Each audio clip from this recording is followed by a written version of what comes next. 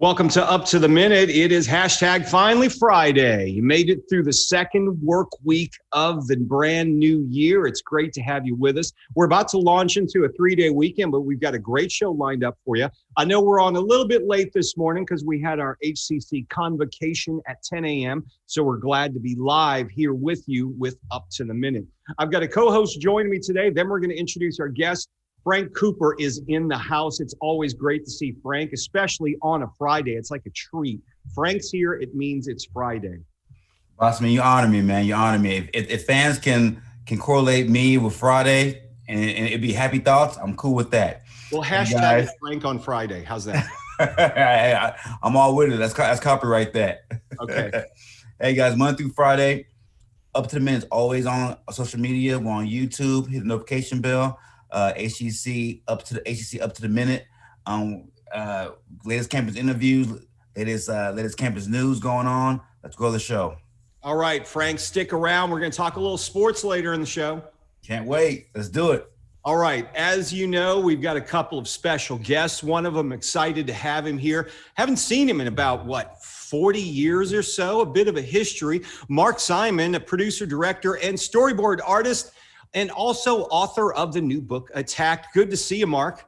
Great to see you again, Todd. Yeah, 40 years, man, and you don't look any different. Well, I appreciate that. Mark and I have a bit of a history. We go back to high school. He's now doing a lot of things from the East Coast for Hollywood. We're going to talk more about that because we always do a bit on filmmaking, our filmmaking series on Fridays. So, Mark, stick around. Looking forward to talking with you. Look forward to it.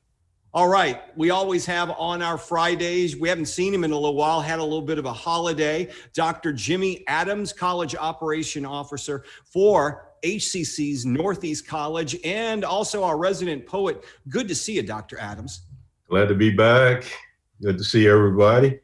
Before we get into your poem, which is a very significant piece, we're going to talk about that in a second. Want to get an update on what's going on at HCC Northeast, because I imagine you guys are getting ready for the spring semester. Hard to believe that starts on Tuesday. Yes, and we're getting ready. I think we're moving a lot of things to online now. With the big spike in the COVID here in Houston. We're moving a lot of things online, and so we may be moving things to open maybe after spring break. So we're kind of getting in preparation for that. But there are classes going on right now that started back on the 4th. Right. So a lot of the lab-based courses, especially the ones that are the workforce, such as welding, truck driving, which affects you, the automotive technology, all those will be happening as far as the lab-based courses, because those are really instruction that you have to do in person. Yes. And so we got, our EMS, fire, our truck driving, all of that's kind of in motion right now. And they're still running classes. So. But we're being very cautious based on, us being in the red with this COVID environment. So we're being very cautious and trying to keep everybody as safe as possible.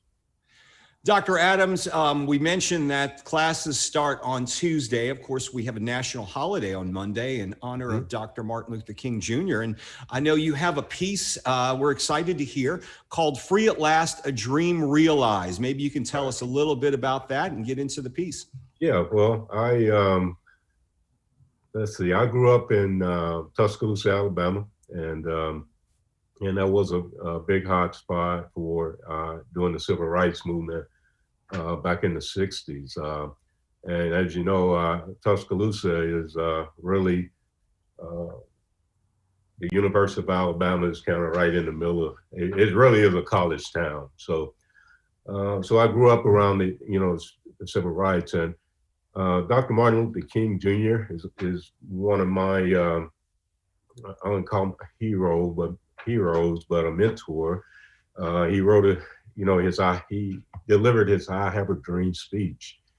And that speech touched me because all of the things that he was fighting for, or we were fighting for, as a minority, to me, we have realized those dreams, and that's kind of along the title. But as you can see, in the recent events, we still got a long way to go. Absolutely. I mean, you're looking at a society that's still divided. Yeah. And so the significance of this, and I'll kind of go into it, is to realize where we were and where we are and what we had to do to get to where we are, and not to forget, we realized his dream. Now we got to keep moving that dream forward. And so I'll go on into the piece, Todd, and we can talk a little bit after, because I kind of set up the context with the intro. Okay. So on this day, this is a little bit before, Dr. King's birth holiday is on Monday. So I'm delivering it here on Friday, but it's meant for next week. So on this day, January the 18th, 2021, we celebrate the birthday of Dr. Martin Luther King Jr. We celebrate his dream of bringing freedom, justice, and equality to a nation divided. On this day, we are reminded of that historic day, August the 28th, 1963, when Dr. King delivered his legendary "I Have a Dream" speech. Let us not forget the state of the Black experience in America and the struggle of a people's fight to overcome Jim Crow, their fight for the rights to vote, their fight for the rights to pursue an education, their fight for the right to sit at the front of the bus, their fight for the right to sit at the lunch counter. So on this day, let us not forget how far we have come, but how far we still have to go to continue to realize his dream. So this tribute is to Dr. King and his quest for equality for all, and it's titled "Free at Last, a Dream Realized." As day breaks over this nation, it marks the beginning of the end of the past. A demonstration of freedom has come at last. A bright day of justice has emerged from the night. We stand on the shoulders of those before us and walk beside the footsteps of our ancestors, free at last. We stand emancipated, a proclamation finally recognized, the ending of enduring nights of captivity, the flames of injustice extinguished for the moment, free at last. The security of opportunity realized. Finally, we taste the riches of equality and freedom. A light shines today, a beacon of hope, the chains of discrimination broken, from segregation to integration, no longer exiled in the corners of society of this nation, free at last. Hatred and oppression, this instant halted, an obligation finally guaranteed by a Declaration of Independence and our Constitution. Brotherhood, dignity, equality, parity, uncompromised, free at last, a dream realized. The pursuit of life, liberty, and happiness now in our hands. This is the time, now is the time that all men are free. The doors of opportunity have swung open for all to be judged by the content of the character, not by the color of the skin. So as we cross the warm threshold of justice, we walk in concert as one, Black and white together. We speak in one voice, our destinies intertwine. So as we march ahead, we go unafraid, carrying signs that read, "For all only." We go satisfied, redempt from suffering, redempt from violence, redempt from brutality, justice and righteousness now on our side. We go imperious to hide. We march ahead, our trials and tribulations now behind us. There will be no turning back.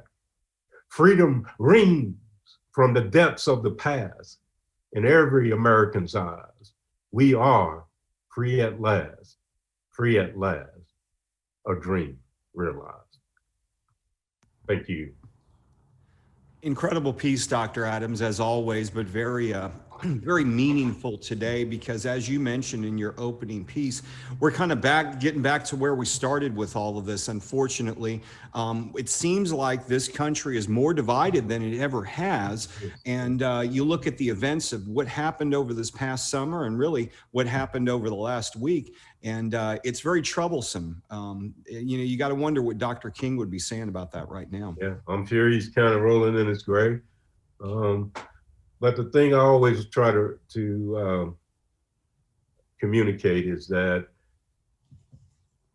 when I was growing up, back in the 50s, we couldn't vote as a Black society. We couldn't vote. We had to sit at the back of the bus. We had to go in the back door to the movies. I remember all of these things. We had colored only fountains. And today we have freedoms. I mean, I can go to school. I remember George Wallace standing in front of the University of Alabama. We're not going to let any Blacks into the university, but look at the university now. Yeah. So we've come a long way. We've realized his dream, but as you alluded to over the last week, it seems like we're still this country divided. And so, I just still communicate. We still have to work together, as people. And I think we are. I think you can see the protests with the Black Lives Matter. It wasn't just, Blacks walking. We had all nationalities, all colors walking together to fight for justice, equality, for everybody. And so we need to continue to communicate, that message that, we're all one society and we need to work together, as a society so that we can be successful out there. So that was my reflection on Dr. King's I Have a Dream speech. So if you go read that speech, you can see how some of these things parallel as I try to write my piece in relations to that. He's kind of like one of my mentors and someone I respect, over time. So. Dr. Adams, always great to see you here sharing your poetry with us. We look forward to seeing you again next time. Okay. Well, y'all take care. Be safe out there. Take care of yourself. Wear your mask. Wash your hands. Social distance is all I can say. We'll do it all. Thanks, Dr. Adams. We'll see you. All right, guys. Y'all be safe. You too. All right, so we are going to move on to our next segment. Of course, we're now featuring on Filmmaking Fridays. That's what we're calling every Friday now, and today is no exception. We've got Mark Simon joining us here, and Mark is an award-winning Hollywood storyboarder. He's also done some directing and some producing, and he's most recently written a book about bullying, and we'll talk about that in a second. But Mark, it's good to see you again. We saw each other you said about 40 years ago. You're making me feel old. Yeah, it's been a long time, but those roots in Houston run deep. Yeah, so Mark and I went to high school together. I think you were a year ahead of me. I was, yeah, but we were in drama together. Yeah, in the drama department at Klein Forest High School in Northwest, which it used to be considered Houston. Now it's Northwest Harris County, of course, because the county's grown. So Mark, I'm going to catch up with you as to what you're doing now. And I know a lot of the folks here in the production are very excited about this because your specialty is you're a storyboarder. You've also done some producing and directing, but from what I understand, you worked over more than 5,000 different productions. Yeah. But most recently, you're involved with a little thing called Stranger Things and The Walking Dead. Yeah, I work on so many projects at the same time. It's literally every week. Like this week, of the last 4 days or 5 days, I've been working on Fear the Walking Dead, Black Lightning, and the new Dexter series. Oh, so, wow. Yeah. Yeah. Looking forward to that. It is so fun. I mean, I get to draw murder and mayhem and zombies and monsters and creatures. Dude, I'm living the life. I get to draw tell stories, work with the best people in Hollywood, and then see it on the big and the small screens. It's awesome. You know, I imagine when you started off doing this and your career goes back, well, we've been out of high school for 40, we're up 40 years or so, but everything now is virtual. How has that affected you? Because you do storyboarding. Are you still able to do your meetings and your productions, for at least from your part, in the virtual sense? Yeah, in fact, one thing that's kind of lucky is I've been in the forefront of technology in storyboarding for the last 15, 20 years.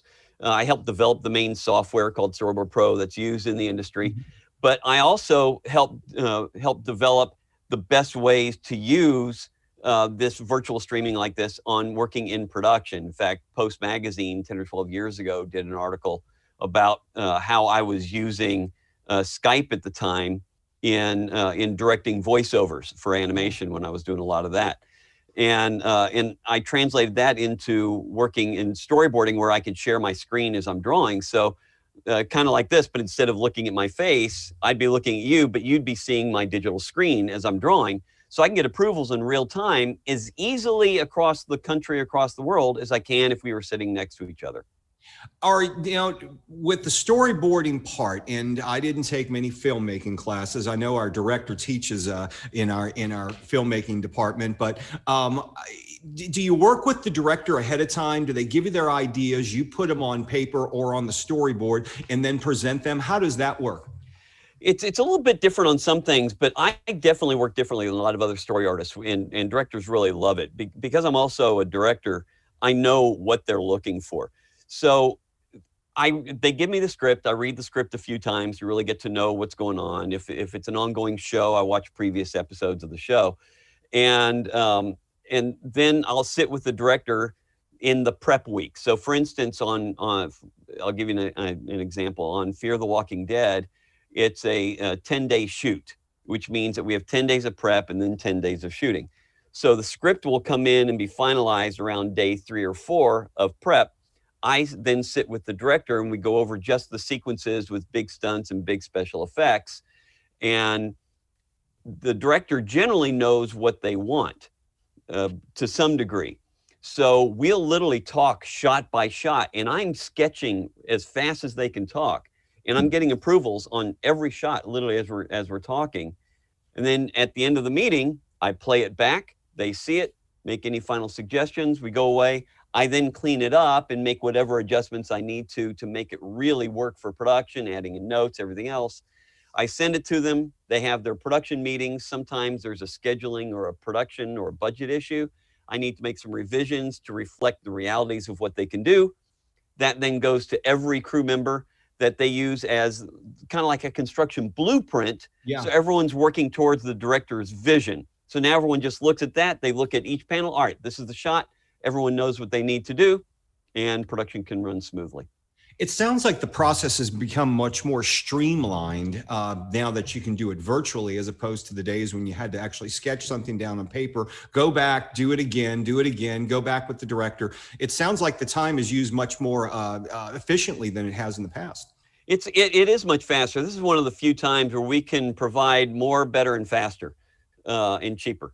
So you almost never hear that, but because of technology, we're able to do a lot. And if you know how to use it and you know storyboarding, you can really offer production a tremendous amount. In fact, I'm even giving productions animatics, which is a video storyboard, in real time as we're going, which until the last few years was never possible.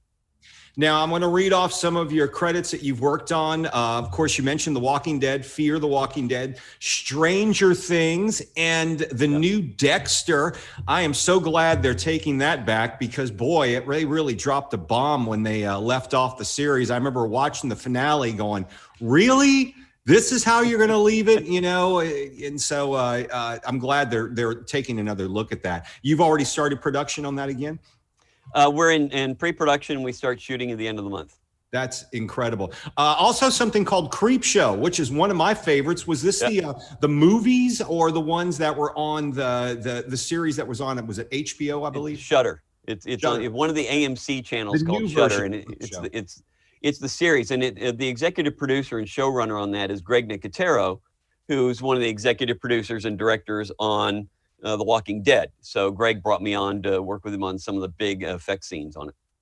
Now, I want to move on to a different subject because you're also an author and you've written your most recent book. And this is something that happened while we were in high school. And obviously, it affected your mentality at the time in your high school. Your memories of high school, but you were bullied to the point where you were literally attacked by some of our former students.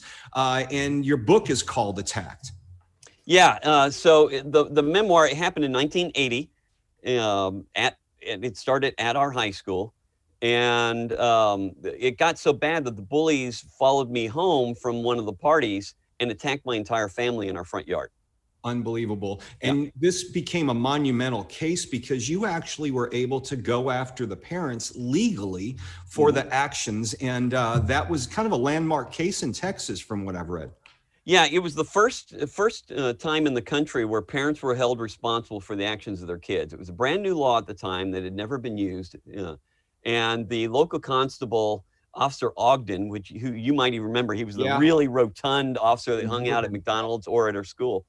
I called him for help after the big attack, and he told us about it. I sat with the judge along with my parents, and they described what we needed to do. So what we did is there were four of the gang members. There were about 30 people that attacked me that one night, but 4 of them followed me home and attacked my family, my parents. And we had to warn all 4 families in court to give the parents the opportunity to change what their kids were doing, to stop them from making all the attacks, the assaults, the threats, everything, because they were threatening to kill me and to kill my mom. And so 2 of the families dealt with it instantly. I never had problems with them again. 2 of them only had mothers, and the mothers literally laughed at court, laughed at me, laughed at the judge. Yeah. And when the kids attacked me again, made one phone call, and those parents were thrown in jail. We went to court, and I became the first person in the country to win that kind of court case. And Mr. Simon, I'm sorry, Todd. Yeah. Go ahead, Frank. Okay. Did anything happen to the kids that attacked you? Did any trouble come towards them? Well, yes, I couldn't really do anything in the courts because they were 16 and 17 years old. So that's one of the reasons we went after the parents. What that also did is that gave the school the impetus they needed to get them out of the school. They had been working on it for a while. The ringleaders had already been caught breaking in and burning their own records in the school and spray painting the school, things like this. And these are things that the principal had told me about, and we all knew what was happening. Right. They used to brag about the stuff that they would do. So as soon as I won the court case, and my principal was actually sat in the courtroom for me, and he went up and was questioned in the court case, which was great. I never saw them in school starting the day after the court trial. So they got kicked out of school. They got kicked out of the school district. They had to go somewhere else in downtown Houston to go to school. And what I had done is afterwards, I went to a bunch of the other families whose kids had also been bullied and attacked, none of which were willing to help me leading up to my court case. They were all afraid. They all slammed the door in my face. But after the court case, I went back to every one of them, put my foot in the door and said, I'm going to show you how to beat them in court like I just did. And they then filed cases against them. And I also went to the local businesses that had been attacked and windows broken, things like that. And I got a number of local businesses to also file against those families. You know, Mark, I'm going to ask you this one final question. And just, folks, I want to let you know, we're going to discuss this whole subject in Mark's book in one of our live streams, a podcast that's going to be recorded next week. It's called Voices and Words. So we're going to hear more in depth about the situation. Mark, have the individuals who involved, you know, they're all around nowadays. Have any of them reached out to you to maybe say, hey, sorry about this, over the years as we've all grown up? No, I mean, other than one of the guys who was originally involved, who had been a friend of mine prior to that, he was just drunk and got mixed up with the wrong people. And he apologized to me after the original warning. And I forgave him. I understood what was going on because he never acted that way again towards me. No one else did. But what has happened is after my book came out, a number of people who had also been attacked by these guys, had never admitted to it, came out and thanked me for giving them some peace, right, and allowing them to talk to me about it. It was a catharsis for them to understand that someone stood up to these guys and beat them. The book is called Attacked, and as I mentioned, we're going to talk more about that in a future broadcast next week. So, Mark, I appreciate you being here on the show. It's wonderful seeing you again, and I look forward to seeing you again next week to record Voices and Words. Sounds great. Always great to see you, Todd. We have to do it more than once every 40 years, though. Oh, yeah. It's going to be tough this next 40 years from now. I appreciate it, Mark. We'll talk to you soon. All right. Thanks, Todd. Bye. All right. So we're going to move on to Frank Cooper. Frank, we've got a number of announcements, and we'll talk a little bit sports. We'll let our viewers know we're probably going to go a few minutes over today because we've got a lot of things going on. But let's talk about this MBDA virtual subs and sandwiches event we have coming up. Absolutely. So the HCC Minority Business Development Association are still getting together virtually for business-to-business matching, targeting minority business enterprises. But you have to bring your own subs since it is virtual. So we can't provide food. Let's bring your own subs right here. So Wednesday, January 20th, 11:30 a.m. to 1 p.m. So check your HCC events calendars to register. That's right. So make sure you check that out. Also, we can't have our student exhibitions for art in person, because of the COVID thing, obviously. So we're doing it on Instagram. And right now through Monday, January the 18th is your last chance to check out the Gallery Without Walls. It's the virtual student exhibition. It ends this Monday. Hurry, check out their work on Instagram. We'll put the information, how to find them in the social media post for the show. Okay, in-person financial aid appointments, they're happening, Frank, but as mentioned, you have to make an appointment. You got to. The financial aid office accepting in-person appointments, no walk-ins at all. So go online to book an appointment. For more information about that, go to hccs.edu/fin aid contact, FIN aid contact. And as mentioned, Dr. Jimmy Adams was on earlier, did a piece on Dr. Martin Luther King Jr. and the memorable day is happening on Monday. It's a national holiday. So we've got a 3-day weekend. So we will not be doing our broadcast Monday morning. We will return on the first day of classes, January the 19th, which is Tuesday. So make sure you get out, enjoy the weekend. But while you're out on Monday, make sure you mask up. But remember what the day is for. Don't just think it's another day off because it's celebrating, a gentleman, an individual who made an impact on this world, Dr. Martin Luther King Jr. So that's happening on Monday. We'll return with Up to the Minute on Tuesday. So Frank, want to let people know that registration's underway. Classes start on Tuesday, then we've got a second start, but they need to register now. That's right, Todd. We have multiple ways to register and multiple ways to make sure you get your education effectively. So online anytime, just as it sounds. Take classes online at any time that you want. The second option is take classes on a schedule, which is you never come to campus, but you log in at a particular time you select. And the Flex Campus, and it's like now all in-person Flex Campus classes are postponed, but this pilot program will be communicated for a future date. However, students are still encouraged to sign up and take the online classes. And in lab-based classes, critical hands-on, skill-based learning will continue to be offered to certain programs. So check your emails to confirm those as well. But section sizes remain smaller to allow for social distancing. All students have support of tutoring, student life, career and counseling services. So for more information about that, go to hccs.edu/now. That's right. Okay, so before we get into next week's show, we got a great show lined up on Tuesday. I want to talk a little sports with Frank because we always do that. The guy's in tune with sports. Frank, I'm going to start off with the big news of the week. Not NFL, but James Harden, he's out of here. Yeah, I mean, look, I'm a fan of the man's talent, but as a player, you couldn't handle this more poorly. I mean, did you watch the post game conference after the Lakers beat down? Oh yeah, where he just said he was pretty much done, and the Rockets like, no, you're out of here. Just stay away from the team.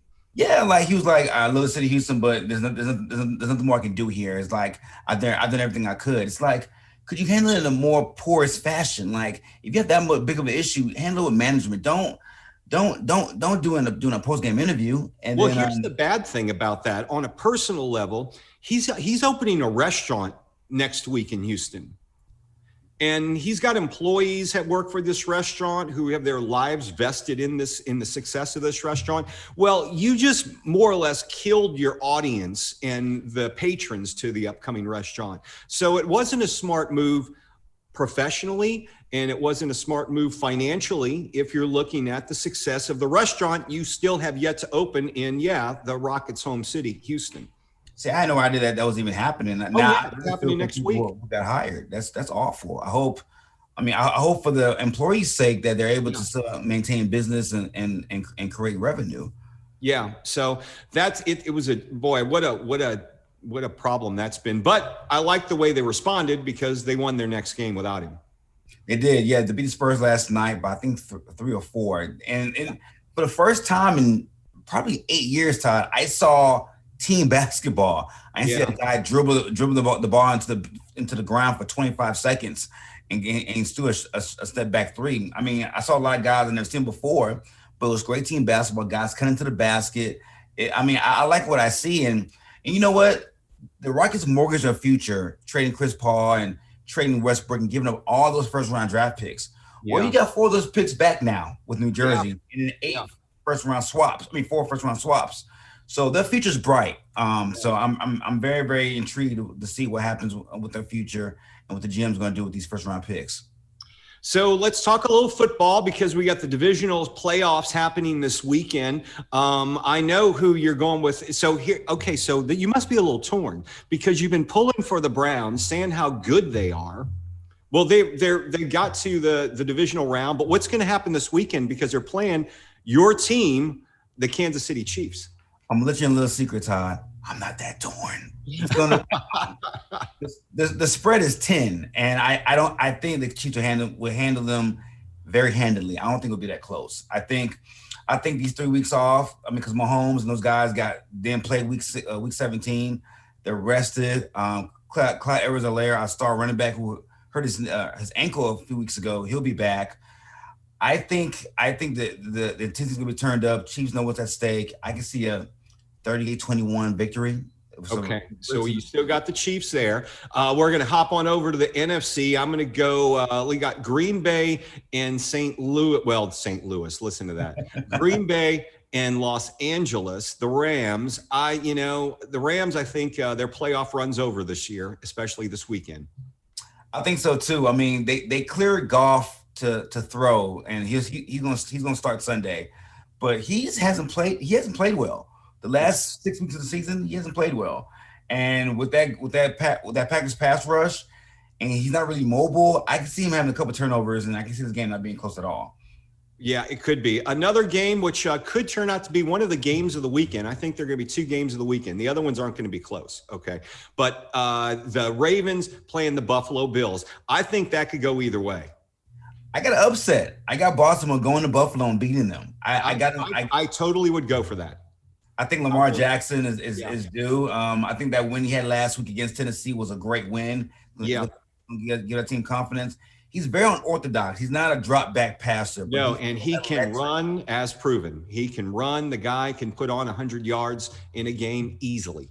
And that's the crazy thing. You know what's going to happen, but he's so athletically gifted. Like, you can have a linebacker spy. He can outrun that spy. Like, he's so gifted. And as good as Buffalo is offensively, their front seven is going to have their hands full. They're not that good at stopping the run. And the Ravens are number 1 run and rushing. So I can see that being a dominant time possession game by Baltimore. I got the upset there. I could see that. Okay, and my game of the weekend, the Saints and the Buccaneers. I know it's going to be a tough game for the Saints, but I'm going to go with Drew Brees. I think he can do it. No one really beats Tom Brady 3 times in a year. I don't think anybody's ever done that, but I think Drew Brees can. And on top of that, a lot of people don't know this. Breeze is 5-2 all time against Tom. That's the best record against Tom all time. So that's a lot. That says a lot. And it's hard being a team 3 times in 1 year. But when you look at both rosters, from top to bottom, the Saints have the better roster. Yeah, defense, absolutely. Better running game. I give the edge to Tom as far as quarterback play, but the complementary pieces around Breeze, they have a great complementary pieces. And Alvin Kamara, man, that guy's a beast. And I think Sean Payton's going to do a great job of X's and O's, putting Kamara in different situations to be successful versus matchups. And I think it'll be a close game, but I can see the Saints winning by 3 or 4 points easily. That's what we're going to go with. All right, so we'll find out next weekend as we have the AFC and NFC championship game. Frank, it's good to see you. Monday we're off, of course. Tuesday, you'll be back, and we've got some special guests who are going to be here. Chef Hugo Ortega, former HCC graduate, he's going to be performing. He's going to be cooking in his kitchen for us. And also, it's the first day of classes. We're going to welcome Dr. Norma Perez, Vice Chancellor of Instructional Services, to talk about what our students can expect as they venture back to classes online for most of them. Thanks for being here, Frank. We'll see you on Tuesday. Have a good weekend. That was a pleasure. And just to say, Ty, your friend, Mr. Simon, man, his story was incredible. I was just in awe. My mic was on mute the whole time, but I was just in awe of his story, man. And shout out to his bravery and his mental toughness for sure. Yeah, the book's called Attack. We'll have information on that in the social media post for the show. Hey, thanks for joining us. Have a great 3-day weekend. Stay safe out there, and we'll see you on Tuesday morning for another episode of Up to the Minute.